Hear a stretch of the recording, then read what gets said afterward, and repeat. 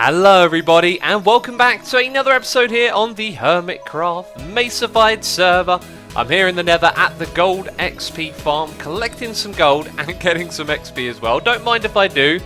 And I came up here with this intention of gathering lots of gold so that we can make golden carrots. You see, I've run out of food at the moment. I've got some cooked chicken in my hand. I went through the shops in the shopping district. No one was selling any good food. It was all out of stock, so I thought it is probably time that we get the best food in the game, which is what we were working on last season. We always ate golden carrots. Now, I was AFK up here. I'd done a live stream. I ended it up here, so some peeps knew I was on here. It was either False or Rendog. Now, False paid me a visit. She came up here, but I was still using the farm. And I think it was either her or Rendog who came and delivered to me the thing that I was going to go grab to start this episode off. We got some long orange sticks, or some karate carrots, rabbit noms, rabbit puke, oh dear, earplugs, IOU1 potatoes, snowman noses, golden apples, odd cucumbers, orange trees, bunny chow, sorry excuse for a sword, carrot, oh these are just regular carrots now, did someone run out of ideas? And then we got bananas, that makes no sense, and the vegetarian option. So, this means that we can pop up above, I've got all the XP that I need, there is going to be an insane amount of gold up here. Let's just have a flick through these chests and see which ones have lots of gold. There we go, lots of gold there. And basically, we can probably craft all of these carrots into golden carrots, which is what I'm going to do right now. Well, that was actually a lot of crafting, and we've got more gold. We've got tons of gold, and we can easily grow carrots. We can use bone meal, we can use Impulse's little micro farm. And do you know what? We could open up a shop, right? I mean, we need this food on sale because it's the best food and we can make a lot of diamonds with it. I'm thinking a shop, but we'll see how we go this episode. It wasn't my plan to actually start off by crafting golden carrots. I'm going to AFK here a little bit longer for some more XP and then we're going to get on with what I had in mind, which is working on the redstone for the lighthouse. And I got to start off by saying thank you ever so much to everyone who tweeted at me and commented as well. So many people providing some fantastic suggestions, so appreciate you all.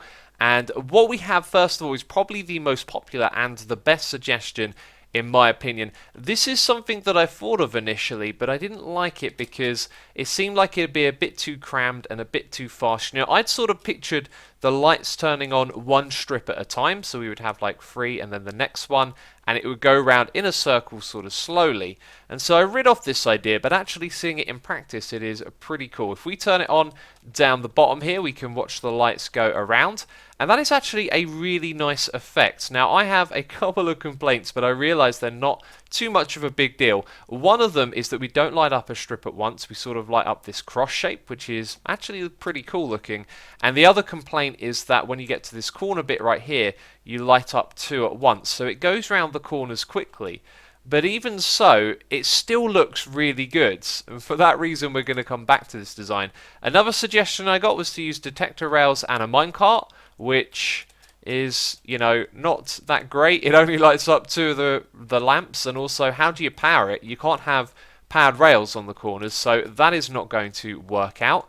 Then over here we have a method for lighting up 1 panel at a time. This redstone arrangement will hit all of the redstone blocks, which is pretty cool, and if we power this thing we can see it in action. Now I really like this idea, and we could make this go around faster, and I like the pace that it goes around at, but here's the thing. The lamps are going to turn on, then off, and then the next one will turn on, then off. And if we had some sort of pulse extender down here, we could get rid of that, but then it makes the redstone quite bulky. And I don't think I really like 1 panel turning on at a time. So another cool suggestion, but not quite what I'm looking for. And if we go over here, I made some other attempts to try and light up a strip at once. Like, that looks pretty good, right? Thing is, the minecart's always going to be there. I don't know how you'd, like, take it off and put it back on again. So this wouldn't work.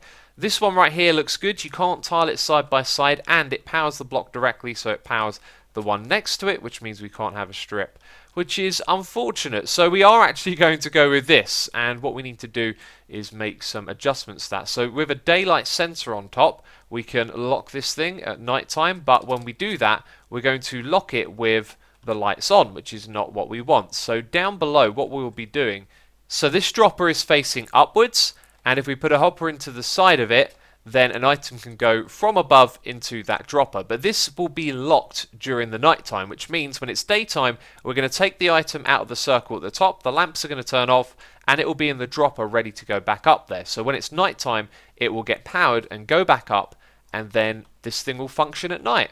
And it will be turned off in the day, and I think it will make for a pretty reasonable contraption. So here it is on the actual server. I don't really need to pop my head up there because you know what's going on. This is our ring of hoppers. And then next to this hopper we have our daylight sensor. So this thing will be locked by it because it is adjacent. And right now it is nighttime, which means we're going to get a redstone signal.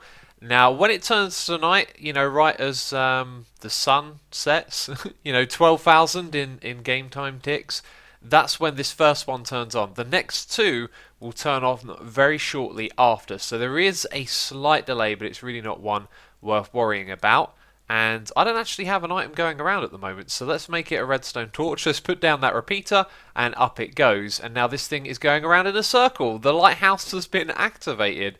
We're definitely going to have to see this from outside. So anyway, when it becomes daytime, this will turn off, which means this isn't locked. And this will unpower, meaning the item will sit in there until it's nighttime again. And it gets powered when that gets locked. So that is a fantastic little circuit. And I do have to credit the person who came up with that. Stefan Robel, thank you for your tweet. You had the most compact redstone design out of all the different tweets that I received. And actually, mine is slightly different from what Stefan tweeted me. His used one piece of redstone going straight into a repeater, meaning this thing would turn on instantly. Mine, however, will turn on slightly after. And soon what we should see is this thing turning off. And there it goes. The light turns off. That actually took a little bit longer than I was expecting. I did some testing. Our daylight sensor is absolutely fine. When the day turns 0, you know, the start of the day, the sun always just looks a little bit higher up in the sky than you'd expect it to be. And by the way, you probably saw the octavoid in the background there. What a beautiful view of our base here. This place is just something else. So I had a plan this episode, but believe it or not, I have forgotten that plan. You see, ideas swirl around in my head all day long, and sometimes I just can't keep track of them. So I decided, hey, we'll just work on this room while I try and figure out what it was I had planned. Working on the roof over here, getting that looking good, sorted out the sandstone around here, and do you know what? These stone brick stairs over here, they don't fit into the room. Stone brick isn't actually used at all. Although there's some grey, it's not the same sort of grey. So we should swap these over for sandstone stairs. And look at that, so much better. Fits in, yeah, really well. That was a nice change. And so yeah, I'm going to get the roof done here for sure. Maybe we can get the floor done as well. So we just sort of got this section here. We're going to put a pattern up there. And then it leads into this space where we have some glowstone that I can't move. And it's kind of awkwardly placed. I didn't pick up any glowstone. Well, imagine that the sandstone here is glowstone. I think what we can do is put one there, and then it sort of mirrors what's going on the opposite side. This is another problem with working with the ceiling, is that you're forever building little platforms to get around and place blocks. So, yeah, then that's sort of mirrored. Is there room for one in the middle? There is. Excellent. So we'll have a string of glowstone going across the middle, and that'll help make it look symmetrical. Anyway, let's see what I can come up with. Well, I'm not too proud of this because it uses too much glowstone in my opinion, and we could actually change that to sea lanterns, but I don't feel like they'd fit in here well. I think we could also remove the middle, but I'm going to leave it at that for now. If you ever see this changing up, it's just because I'm not particularly happy with that. And by the way, farm here is working great. This melon farm gets activated twice, which is something we need to address, and maybe be able to address those lossy drops at the back there. But even when it's lossy, I mean, look at all that melon right there. I haven't really been in this area too much, and there's loads of it. Same for the sugarcane as well. Actually, maybe that wasn't a lot. And if you look at this, it's all fully grown, which would suggest maybe we need to increase the timer. I actually think that means it's broken. That is bad. It has been built on a chunk border, which means that it will do this and stop working, basically. Do you remember the problem we had here? It was a very easy fix. I knew it would be. All we needed to do is have 2 detector rails here and then use them to detect which way this is going. So underneath there's a redstone torch which is powering this one. So when it goes this way, it's going to turn off the redstone here, which means the signal travelling upwards will turn on. As evidence of by, Yeah, all of that noise that we can now hear. So when it comes back, watch this right here. Did you see it blink? Well, the redstone torch didn't turn off. And the reason that it blinks is because it goes around the corner here where it loses a little bit of speed. If you were coming in at full speed, that wouldn't even blink. But it doesn't change for long enough for the redstone torch to update or, you know, change status. So now this is what we see. It goes across once and then it will come back, and then I may not remember what my plan for this episode was, but I do remember that I forgot to start off this episode over here. My memory is troubling me lately. I was going to start this episode off by mining some diamonds, and I just left them here the whole episode. The plan was to like mine them at the very end and tell you how many there were, and then I sort of forgot to do that. And I thought it might be quite amusing to see the comments, probably lots of them, about me just leaving some diamonds lying around here, you know. Wait, let's make sure this one has mending. Sorry, mending. Fortune free it does. Thank goodness. So yeah, let's just go around, mine all of these and count them up.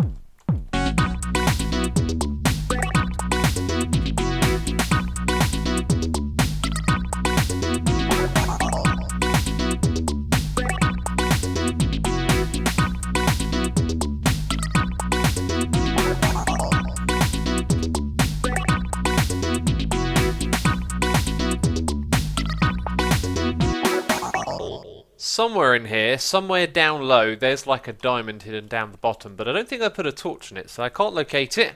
How many did we get? 51! That's that's actually a terrible reward for digging out all of this space. I should have found a lot more. And by the way, this zombie, don't know if you ever saw him. He's been there like since forever, really, since I started the episode. He fell down into this hole holding a torch, and I kind of like keeping him around for company, you know. So anyway, let's move on to what we'll be doing next, which is preparing this area for some more construction in the future. We're going to be building all sorts of things down here, but I don't want to do one of those things where I just waffle on about future plans. We'll save that for when we actually start on this. So what I want to do is fill this all in with black glass, and one of the ways that I could do that is fill in all the gaps down here, which would be very expensive and time consuming.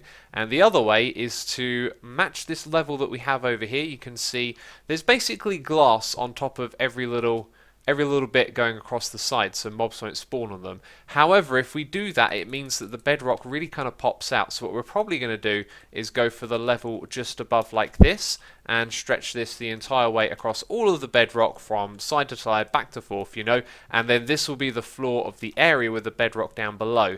What I also want to do while I'm doing this is just go down here and remove a few blocks from the bedrock as well. So I'm going to do a little bit of a batch of it right now so we can sample what it looks like, but I believe this is very much going to be something that we would do on a live stream, you know, because it's a very grindy and slow job.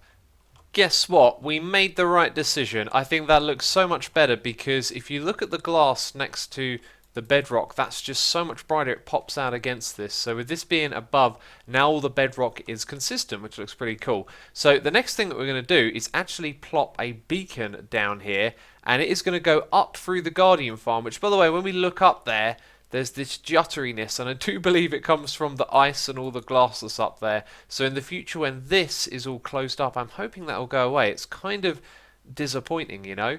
Anyway, let's build a beacon and see what it looks like. So I was thinking this box right here is kind of ugly. We want to see our beacon without that, and so I built another one over here. This one's got gold blocks around the outside. On the inside there is some iron to save it because the iron is still cheaper. Obviously all of this gold was farmed, and I don't know, something in my head said it might look really cool. I feel like it just doesn't fit the theme here, you know. We need to keep this beacon kind of subtle. And so looking at this one over here, another thing that I did was build it at the level of the glass, which probably wasn't a mistake actually. So I've got some ideas for hiding the beacon.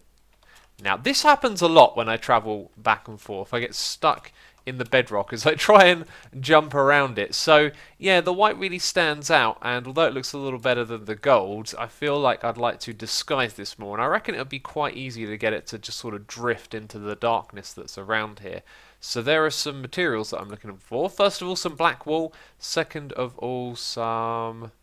there it is, black hardened clay. So we could do this, and then when you're close to it, yeah, there'll be some black in there as well, but all of that white is still going to jump out again. Another option would be to actually put glass on top of these blocks, which would make them look a little bit darker overall. That's actually really nice.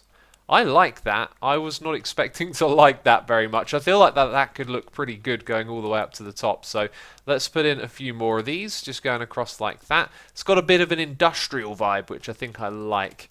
And it tones down the brightness of the iron. So that can go all the way up here and all the way around the beacon as well. If we just take a step back, that's really quite good.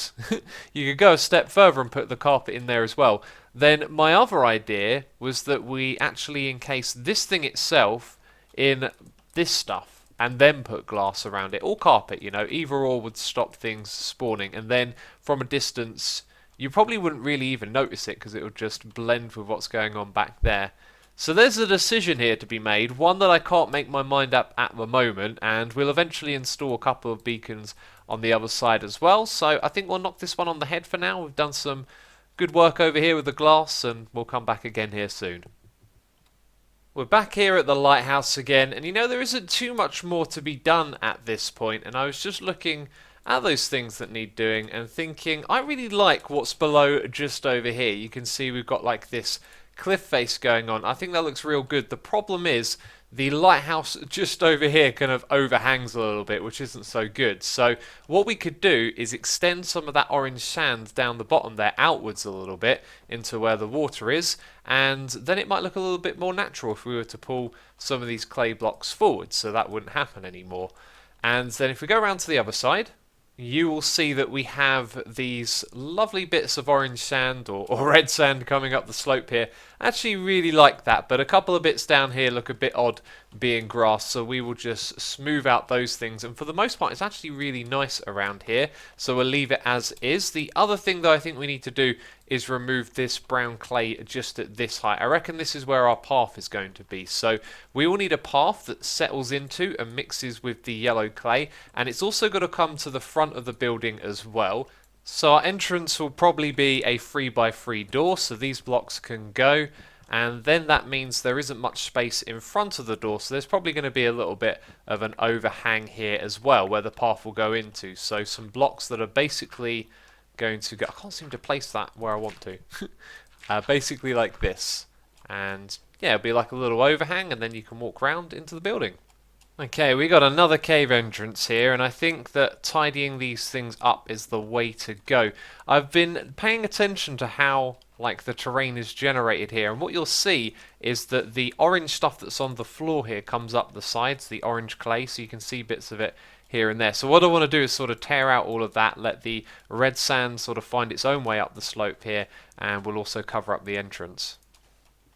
And over here there is a whole bunch of it, but that's the last of it that we're going to change, maybe a little bit there.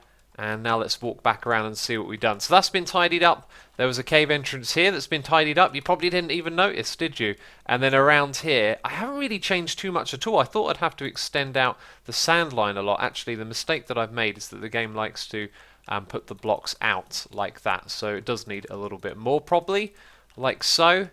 Yeah, that looks pretty good, so we'll put one there, and maybe just one there as well. So I haven't really changed up too much at all here, but I pulled it out a little bit, and it makes a huge difference. Well, I had to position the camera here so that you could see the lights going around. That looks amazing. And down there, you may notice that I'm just sort of closing up the entrance into a cave where there is actually a dungeon spawner. It's a zombie spawner, not terribly useful to us, and it's something we might investigate using in the future. I don't know. I got a few more blocks to place here, but the other thing I want to point out is that these torches look really ugly, and one thing we did do is remove them all from the left hand side over where my guy's moving at the moment. So all the torches from this area are going to go, and it makes me a little bit concerned as for the entrance down here, as there may be the occasional creeper that sort of drops on your head right as you're leaving, but I think this is going to look better, you know. The torch spam is ugly, and when you fly around it's nice for things to be consistent. And you know what, you really can't see the torch spam so well because the other account has night vision. So let's take a step back. Let's also not starve to death as well. So yeah, now the hills have no lights coming off of them basically. And around on this side as well, I noticed another cave entrance. And I think I like to keep things consistent here and cover this one up as well. I had this feeling that this would work, and I haven't seen it from up above, but I love this texture. The baked bean wood It's sort of one of my favourites, but I never really use it because so many people complain about it, and it felt like it would fit in here because it looks good next to yellow clay. It kind of matches the hardened clay, and there's a lot of that going on around here, and it kind of feels like it's wood that's been in the sun, you know what I mean? And this is a mesa, so it all really comes together quite well. And oi, that was you, wasn't it? And yeah, this is just looking so cool. Now, the entrance to this bit isn't going to be here anymore. We can adjust this, of course, so we're actually going to move it over a little bit, as I think it looks nice when it just turns around this corner a little bit. Now, what I've done here, if ever you've tried to make corners work in path, I feel like this is the way to go. Just add an extra one and then keep shuffling it over like that, and then that adds like a nice little curve into the path that feels good when you walk through it. And then here's this bit over here. And it even goes inside the lighthouse as well, which might be different. We'll do the interiors of this place another time, but this path is looking good. Let's have a look at it from the eye in the sky. So always in this game are we trying to be creative and original and push ourselves, and what we have here is a tangle of ideas, and I'm not sure which of them are really that great, but I know which one my favourite is, and that is the path right here. Anyway, as we walk around, you'll notice that there are pressure plates going on, and I've just put them down randomly to try and give like a little bit more structure and intent to this. I think that might go. That's probably the idea that failed. The next idea is the lighting. I actually got the cobblestones and the glowstone together so that I could do this.